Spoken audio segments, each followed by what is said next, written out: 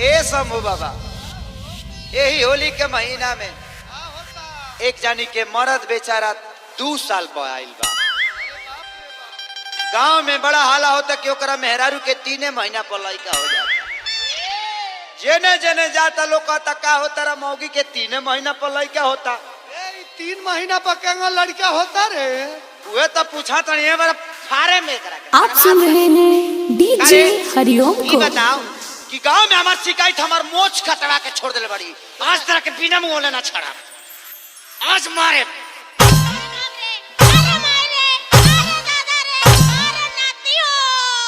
अरे कबे नाती और नाती कबे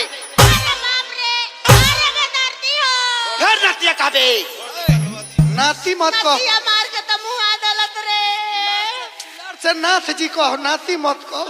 ये बताओ कि गांव में हमार नाक कटवा देले बड़ी ए नाती कौन हम गलती कइले बनी हो ते कान नहीं खी कइले लोग कहता कि 3 महीना में तेरा मेहरारू का लड़का होता। नाती मार के तो गतर तूर देला तब कहता जो 3 महीना पर लड़का होता नाती। हैं तो करबे बताओ कैसे होता ई। ए नाती तू जानता रे तू घरे नहीं करत बाहर रहता तो तू का जानता रे? हम क्या जानते नहीं तो ते जानते लड़का कहाँ से आई केकर हाँ बोल। ए नाती तू फोन ना करत रहला का?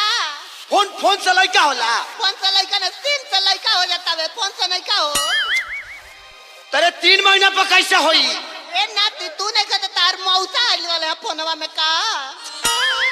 ते हमारे के जिए ना देबे। ए नाती मुंह कर के लगा जा ना मन बे अरे बाप रे अरे दादा रे फाड़ दे तोरा के फाड़ दे। नाती तू मारत तू देखत ए भौजी मारत रो कौने पर सिम डलवावले बारे का रे? बताओ देखो माफ कर दिया गलती हो गई हमारा का पता बजे फोने से लड़का होला हमार मेहरारू मार के कोक हमर तू डाला तब का तोरो ये गलती हो गई। जाय दे पियला खइला में भइल भाई से नदी दारू पियत रो पियत वाला उ अब तू कहियो तो उठाना को लेलो जाय दो आज भजाय दो लोर पोछला हमर धनिया औरतिया का कहतिया ए बबुआ ई कैसे लइका भइल कैसे बतावे के परी तोरा। ए नाती तो तू का जानता रो तू पूछ बतावे नु तारे घरे आवे के कहियो जे तू जानब तो बताओ कैसे भाई बताओ। ए नाती 3 महीना तार बियाह भइले भइल हाँ आ 3 महीना हमार बियाह भइले भइल हाँ जोड़ा ना ए नाती का महीना भइल 3 6 ए नाती 3 महीना का लइको ना भइल नाती 9 महीना ना भइल मार के हमार गतर तूर देला। ए भगवान जाहे तो हमार धनिया माफ कर दिया हमरा पते ना रहला। आज मारो नाती बिना भाई के बोलवा के बेदर्दिया के संग ताल चौड़ फोड़वा देता नी फोरवाई बे और कुठा फाड़ दे। अरे बाप रे अरे नहीं रे जो अपना भाई के जो भाई के यहाँ ई सब शंभू बाबू करावता चलो नाती तार बेवा बिहान एकरा भाई के बोला के एकरा माइक से भेंट करवा दे। हाँ तबे ही मानी। आहा ए बबुआ औरतिया का कहतिया हो डीजे हरिओम बसंतपुर। अरे की बुझी बात मिला गंभीर बाए सैया जी।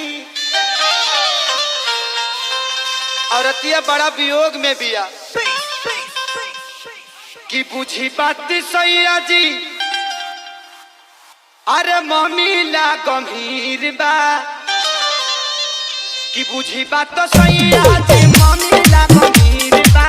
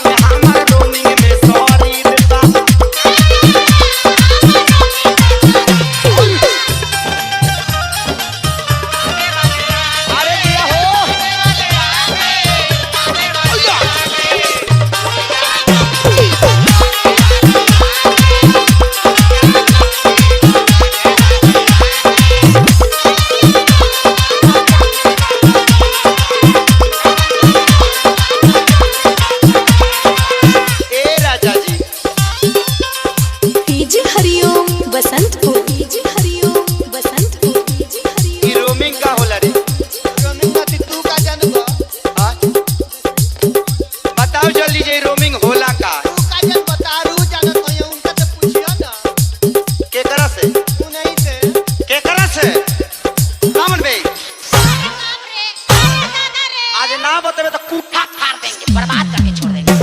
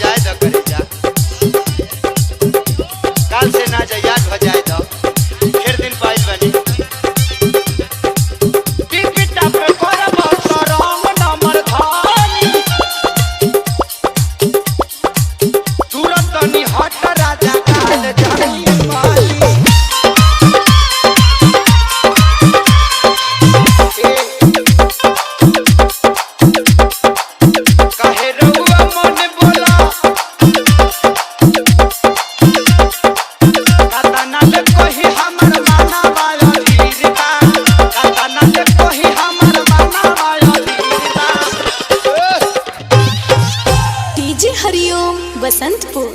जाना तानी कि तू रोमिंग में बाड़ू, जब 3 महीना में तेरा वैकेंसी फेंके के बा तो तहार मजबूरी हम का जाने। ए नाती तो तू के तो जनब 3 महीना में एगो किरीतिया हो नहीं के गई का। देख हमारा पर्सनल मैटर में मत ढूक, न तो मार के और कूठा फाड़ दे। तू मार के पूठा फाड़ चाहे बर्बाद करो, वैसे हमरा का करे के बा। तू अपन सोच तो हम अपन सोच ले। सोचा बे अरे भारत समाज में तोरा कट्टी के सोचा बे। अरे बाप रे का माई रे नतिया मार के तो कोक तूर देलत रे दादा। दादा करबू दादा टिकाता ना ले कोई हमर माना वाला गिरबा। रामचंद्र डाली अभी रोमी में सहरीबा। रामचंद्र डाली हमर रोमी में सहरीबा।